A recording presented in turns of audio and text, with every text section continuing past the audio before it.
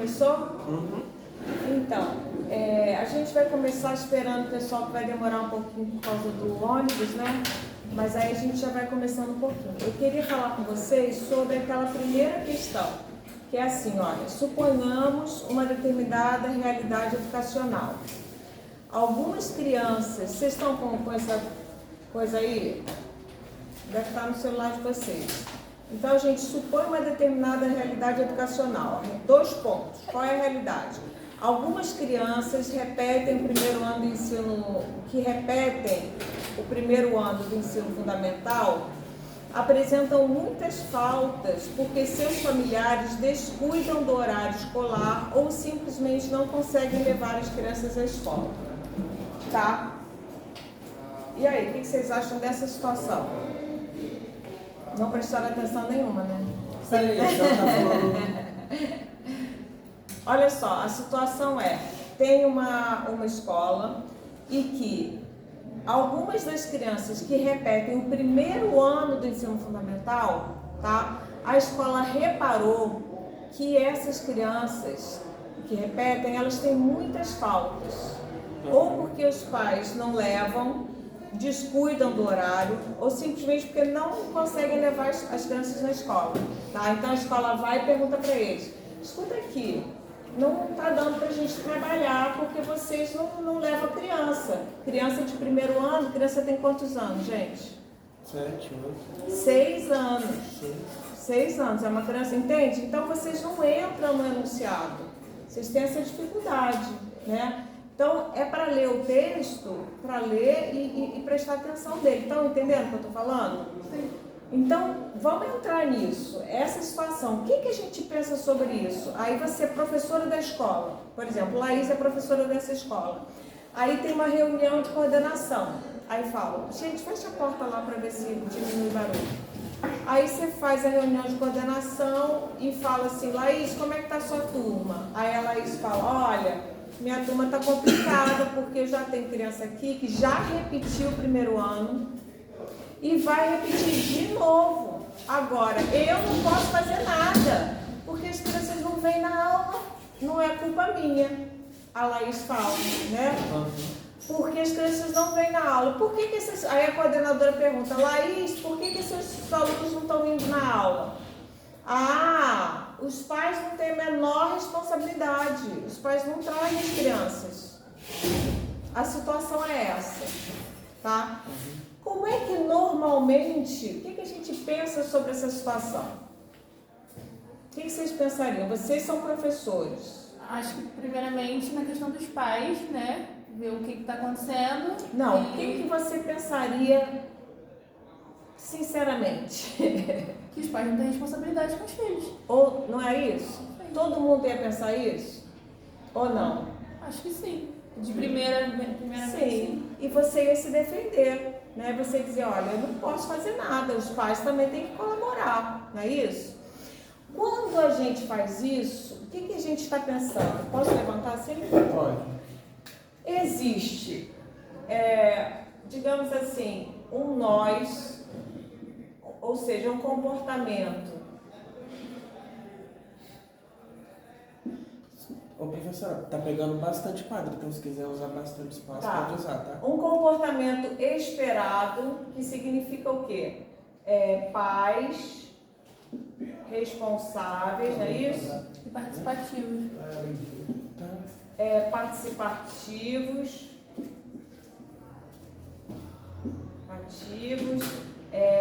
atentos com os horários, né?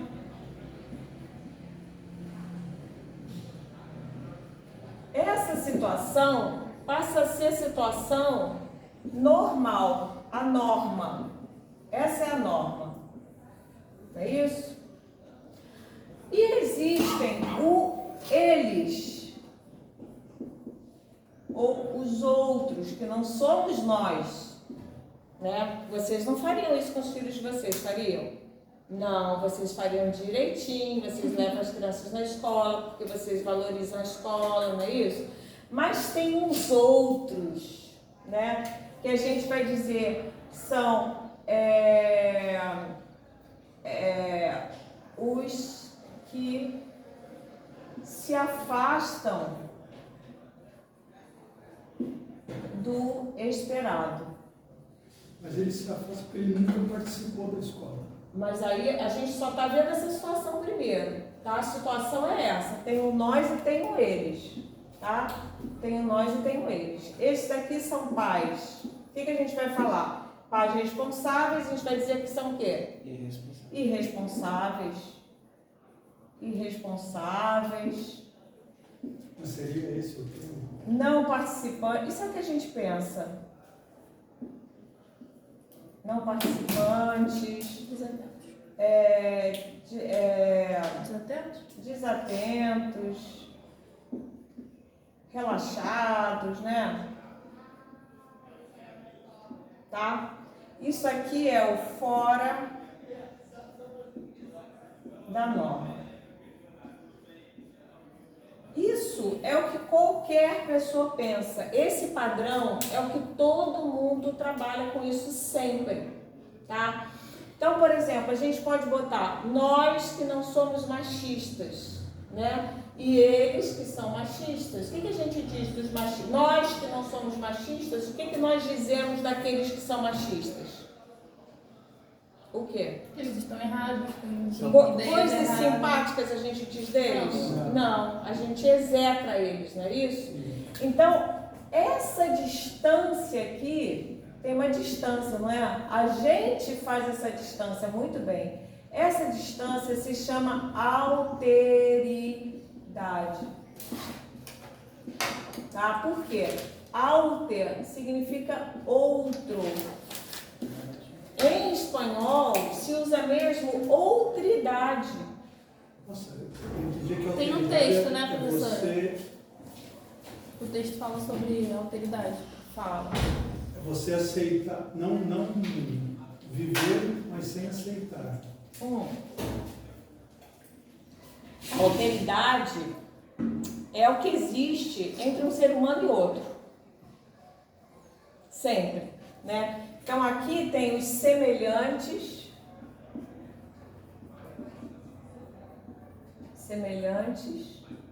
e aqui tem os dessemelhantes. Por exemplo, nós. Existe um nós entre nós, né? Nós todos aqui somos pessoas interessadas em estudar. Eu suponho que sejamos, né? Eu englobo isso. Existe um pertencimento, existe um conjunto. Lembra daquela coisa de teoria dos conjuntos? Lembra aquele negócio de teoria dos conjuntos? Pertence, não pertence? Né? Então a gente pertence, está começando a conversar, tá? Para minha pergunta. Então, entre nós existe uma semelhança, existe uma continuidade, existe uma comunidade, olha. Comunidade. Tá? Esses daqui estão fora da comunidade. Né? O ser humano, ele está sempre jogando com esse troço. Então a alteridade, ela vai sempre existir. A questão é como a gente se relaciona com ela. Existem duas possibilidades. Quer dizer, radicais. Existe uma nuance de possibilidades entre um extremo e outro. Mas um extremo seria o etnocentrismo, eu vou explicar o que é. E o outro seria o relativismo cultural. Isso aqui é muito importante para a gente entender essa brincadeira aqui, tá? O etnocentrismo é a pessoa que só consegue ver o seu lado, e no caso dessas crianças, lembra, Lucas, daquela pergunta que a gente fez? Você até fez o exercício? Você fez o exercício? Acho que fez. Não. Desse de hoje não. Não. Mas você lembra que eram as crianças, você está numa escola que tem crianças que repetem o primeiro ano. Você é professor de uma turma de primeiro ano. Aí a coordenação te chama e fala assim: ô Lucas, não é possível, você vai repetir de novo essas 3 crianças? Aí você responde, eu não posso fazer nada, eles não vêm à aula, né? Eu não tenho culpa disso, os pais não trazem, são os irresponsáveis, não vêm. Olha, a mãe, ela é completamente alcoólatra. O pai bate na mãe o tempo inteiro. A criança vive num ambiente familiar horrível. Moram longe, não tem dinheiro para nada, são os miseráveis. Entendeu? O que eu vou fazer? A senhora quer que eu faça o quê? Que eu vá lá e pegue a criança com meu dinheiro? Eu não tenho condição de fazer isso. Situação super normal, tá? Então, nessa situação, o que a gente tende? A gente tende a ter uma relação etnocêntrica. A gente pensa que todo mundo deve ser como a gente, que valoriza a escola, que leva a criança na escola e tal. O Cássio já soprou aqui o caminho. Fala aí, Cássio. Eles não são responsáveis. Não. Em relação a essa norma, eles são irresponsáveis, sim.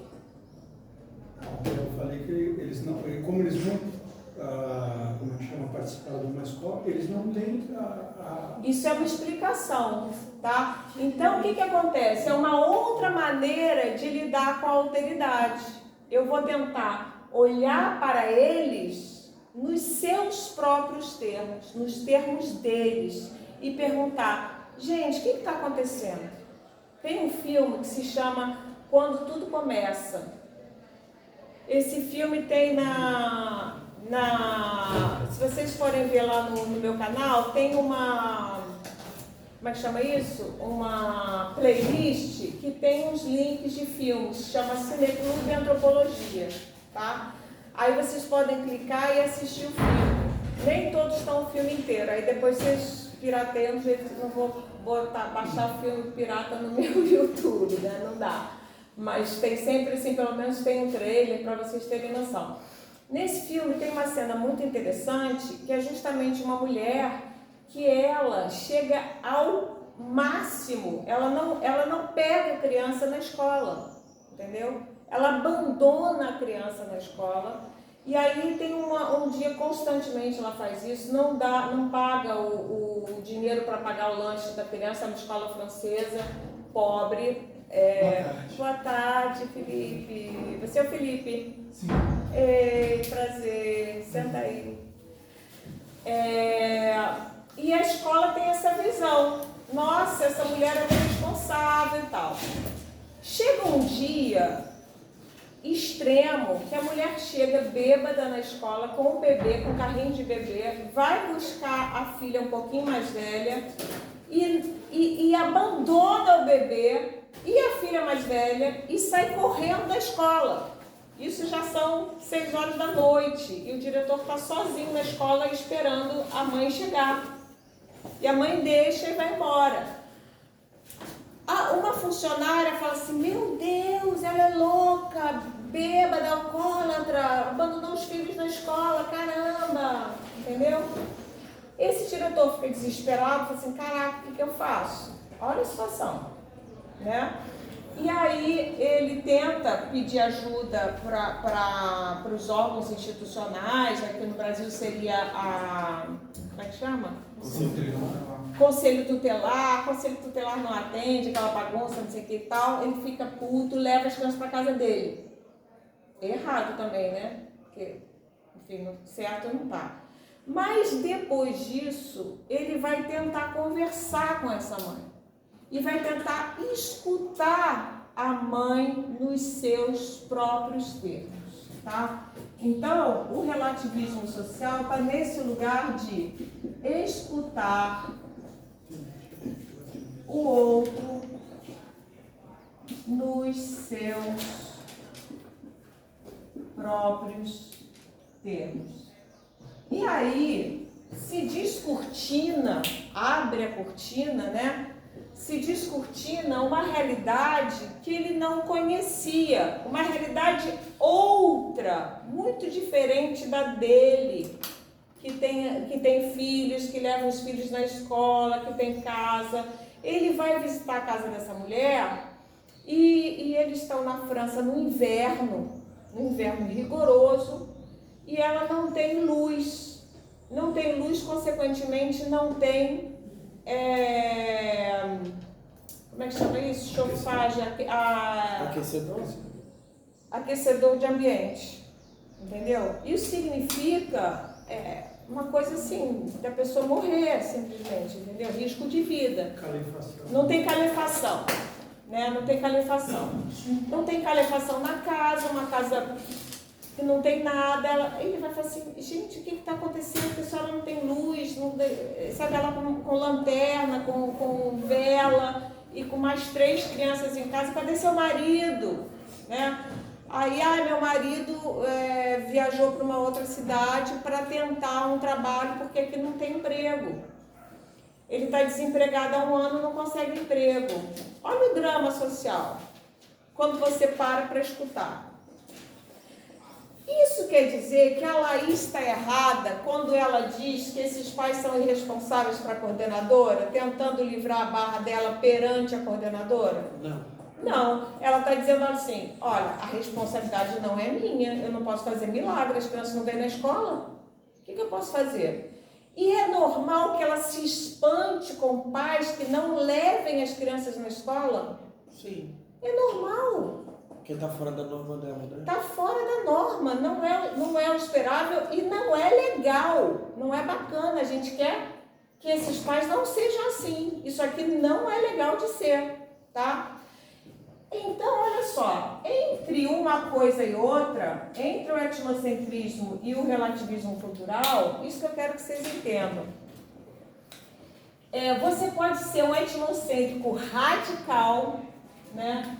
Você pode ter assim, olha, sei lá, vamos botar aqui, ó, etnocentrismo. Então, isso aqui é uma graduação, entendeu?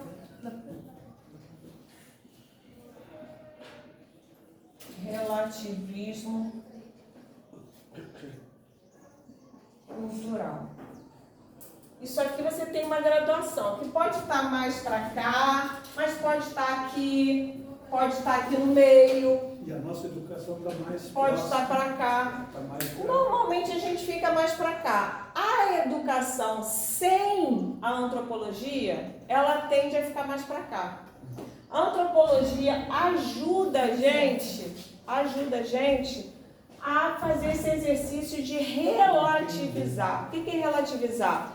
Olha, isso é relativo, não é absoluto, né? Essa maneira de eu pensar não é a única maneira. Eu só faço isso porque eu tenho as condições de levar meus filhos na escola. Mas será que outras pessoas têm? Exemplo, eu mesma, né? Quando eu fui mãe, eu sou mãe ainda, mas quando meus filhos eram pequenos, né? Eu ficava exausta e ficava revoltada e ficava puta da vida, na verdade, não tem outra expressão, né?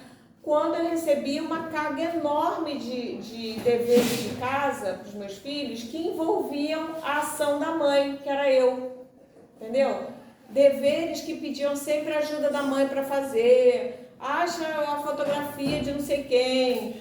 Aí eu falei, mãe, a gente tem que pegar a fotografia da vovó, não sei onde, não sei o que. Parecia uma gincana. Pra mim, parecia uma gincana. Todo dia tinha uma tarefa assim, caraca. Eu falava, meu Deus do céu, sabe? Sou a única mãe que trabalha, eu não tenho tempo, não consigo fazer tudo isso.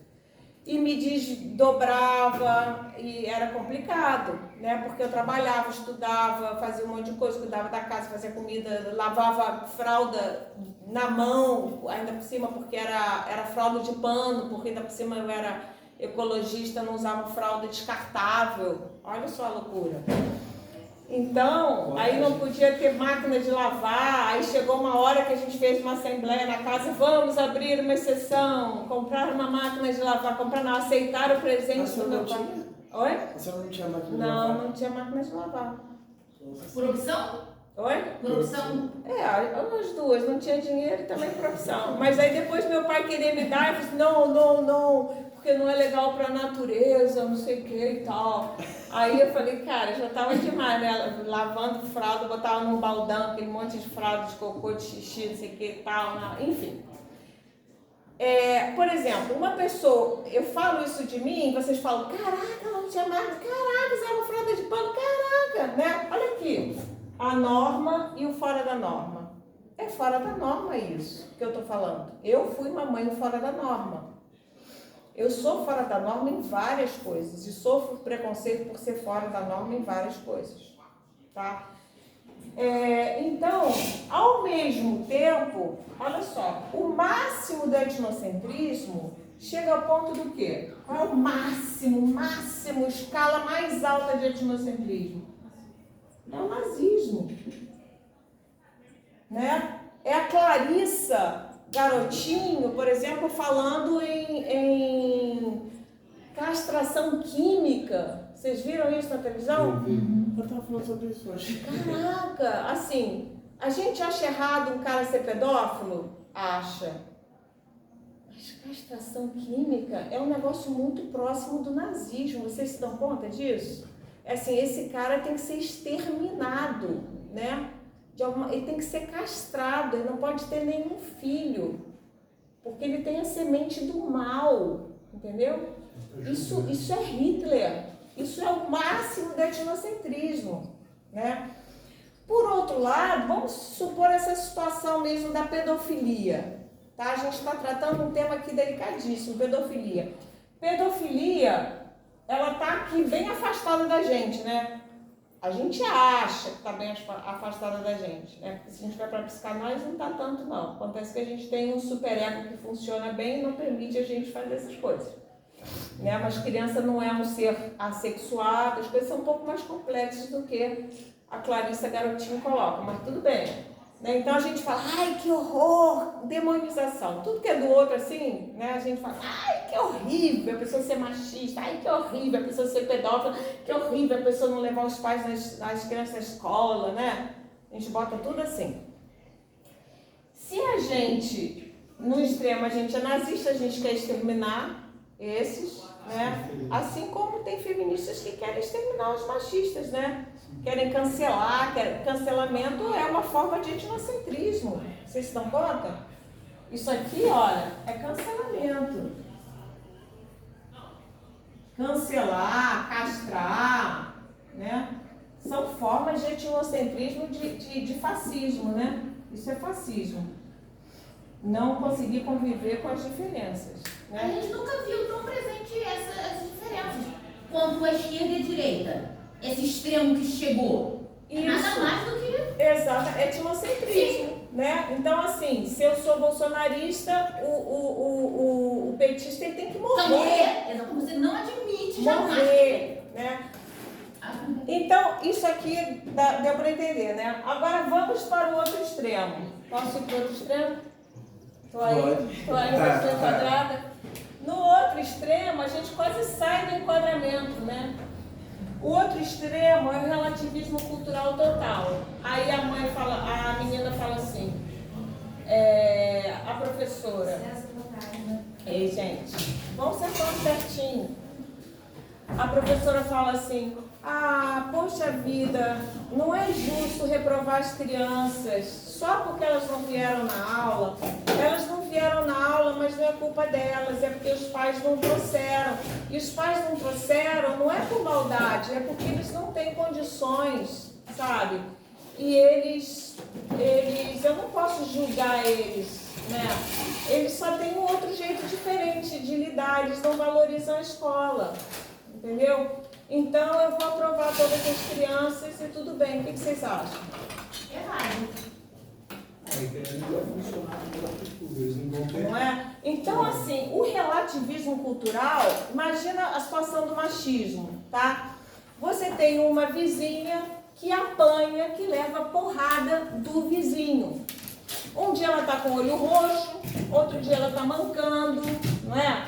Aí o etnocentrista vai dizer, absurdo, tem que castrar esse homem, tem que matar esse homem, por exemplo, né? etnocêntrico, né? O outro lado vai falar assim, eu não me meto não, sabe? Cada um tem uma relação, sei lá, a escola gosta de apanhar, quem sou eu para dizer? Cada um tem um jeito de se relacionar, entendeu? Eu não acho legal apanhar, mas se ela apanha e não acha nada demais, eu não vou fazer nada. Olha a complicação, estão vendo esses dois extremos? Então a gente tem a alteridade, é uma coisa, é sinônimo dessa distância entre o nós e eles, tá? Tranquila, hein? A gente está começando a esquentar os motores aqui, devagarinho.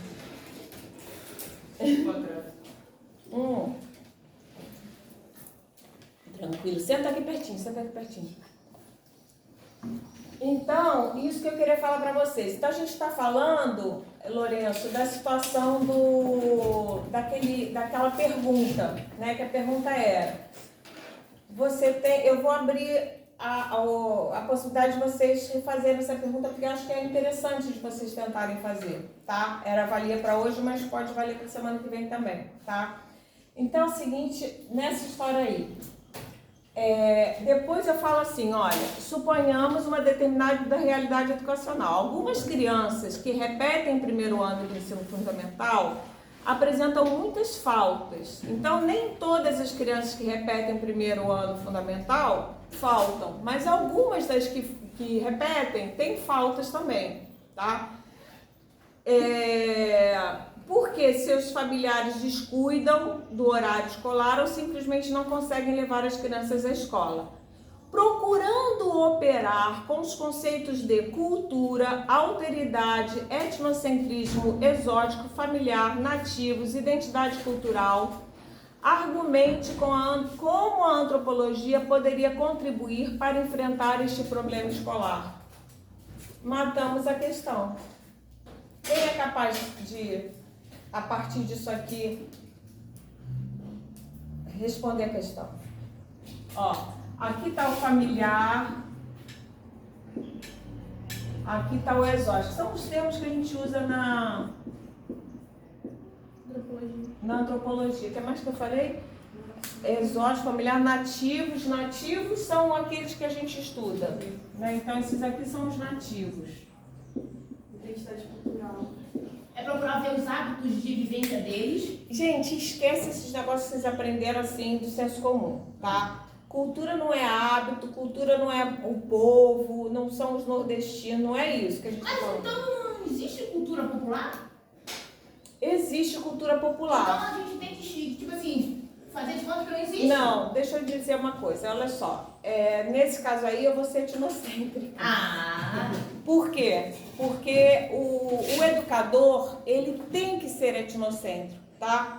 Eu não vou chegar para uma criança que não sabe ler e dizer assim, tudo bem, né? É cultural. Cada um tem, ela está na oralidade, eu estou na escrita, não tem problema nenhum. A oralidade é tão legal quanto a cultura escrita. Tem muito disso na pedagogia. Eu acho um crime, uma irresponsabilidade total. Aí eu tenho os nós, que eu acho que somos nós responsáveis, né? E tem a galera do relativismo cultural que acha lindo as pessoas serem analfabetas. Tem uma galera que acha isso, porque tem outros saberes, rola isso também, tá? Em relação aqui à nossa disciplina, o que acontece? Existe o conceito de cultura do senso comum, que a gente fala cultura popular, cultura nordestina, tal. Tá errado isso? Não, não tá errado. Mas dentro da antropologia a gente tem um conceito teórico próprio do que é cultura, tá? Então, cultura, para a antropologia, é um conjunto de significantes que tem por exemplo, faltar à escola, vou dar um exemplo para vocês. Meu filho, aquele que eu falo que é vagabundo, mas olha que maldade, né? Eu exagero, assim, só para brincar, né? Mas imagina, o garoto tá fazendo mel, a gente agora trouxe a primeira colheita de mel, que chama, né? Sei lá, não sei como é que chama. Enfim, e ele quando era pequeno, às vezes eu me atrasava desse negócio de trabalhar, fazer muita coisa ao mesmo tempo, e uma vez eu cheguei atrasada na escola Tava de carro, abri a porta. Então vai lá, Guido, vai pra escola. Não vou. Eu falei, que isso, cara? Vai pra escola, eu tenho horário pra entrar pro trabalho, eu queria despachar a criança, entendeu? Aí, não vou entrar. Eu falei, por que, criatura? Não dá trabalho pra sua mãe, entra na porra da escola, né? Aí, não vou porque eu tô atrasado, eu não gosto de entrar atrasado pra escola. Como é que a gente entende isso? Antropologicamente, com os conceitos que a gente tem. Identidade cultural. Ele não queria pertencer ao grupo daqueles que chegam atrasados, ele não queria se identificar com esse grupo. Isso aqui é teoria dos conjuntos, entendeu? Tem o conjunto das pessoas que usam dread e as pessoas que não usam, das pessoas que alisam cabelo que não usam, as pessoas que pintam cabelos que não pintam. São conjuntos. E são, assim, não tem essa coisa, mas isso é de... Não é, não. Vocês concordam comigo? A gente tá nesse grupo ou tá naquele? E hoje em dia, na verdade, a geração de vocês inventou um monte de grupinhos.